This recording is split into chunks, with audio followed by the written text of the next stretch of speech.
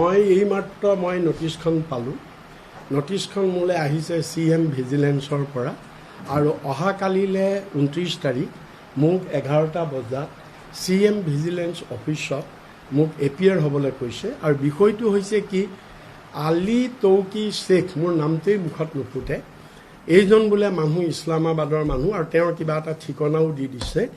এই মানুহজন সম্পৰ্কত গৌৰৱ গগৈৰ যিটো কেছ, তেওঁৰ লগত লিংক আছে নে কি মই নাজানো, সেই কেছ সংক্ৰান্তত মোলৈ কৈছে যে ময়ো জানো সেই বিষয়ে, মই মানে আলী তৌকি শ্বেখক মই জানো বা সেই কেছটোৰ বিষয়ত মই জানো, গতিকে মোক কালিলৈ মাতিছে, মোক মানে তাৰ ওপৰত ষ্টেটমেণ্ট দিবলৈ। গতিকে সেইটোৱেই কথা। আৰু মই ভাবোঁ এইটো লাইনত আহিছে যে মই মুখ্যমন্ত্ৰী আজি দুদিনৰ আগত এটা মই সিদিনা যিখন সংবাদমেল কৰিছিলোঁ, সেই সংবাদমেলত মুখ্যমন্ত্ৰীয়ে এটা টুইট কৰিছে পিছদিনাখন, আৰু টুইটত মুখ্যমন্ত্ৰীয়ে কৈছে যে গৌৰৱ গগৈৰ পত্নীয়ে পাকিস্তান চৰকাৰৰ পৰা দৰমহা লোৱা বুলি আমি আগতে জনা নাছিলোঁ। ৰিপুণ বৰাৰ ষ্টেটমেণ্টৰ পৰাহে আমি জানিলোঁ যে গৌৰৱ গগৈৰ পত্নীয়ে পাকিস্তানৰ পৰা দৰমহা লৈছে। গতিকে আমি ৰিপুণ বৰাক এই বিষয়ে আমি তলব কৰিম আৰু তেওঁৰ আমি ষ্টেটমেণ্ট ৰেকৰ্ড কৰিম। এনেধৰণৰ তেওঁৰ টুইটটোত আছিলে।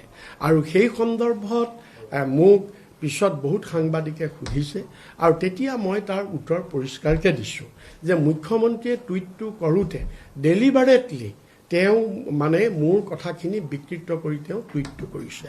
মোৰ যিটো ফেচবুক লাইভ, তাত মই যি ধৰণে কৈছিলোঁ, মই তাৰপিছতো আকৌ মই খুলি চাইছোঁ, সেইটো তাত পৰিষ্কাৰকৈ আছে। মই কৈছিলোঁ সেই কথাটো এই বুলিহে মই কৈছিলোঁ। কালিও মই এই কথাটো ক্লিয়াৰফাই কৰিছোঁ আৰু পৰহিও মই যোৰহাটত এই কথাটো ক্লিয়াৰফাই কৰিছোঁ। বহুত সাংবাদিকে সুধিছে মুখ্যমন্ত্ৰীৰ টুইটটোৰ ওপৰত, আৰু মই এইটো কথাহে কৈছিলোঁ যে মুখ্যমন্ত্ৰী, এইটো মোৰ অভিযোগ নাছিলে।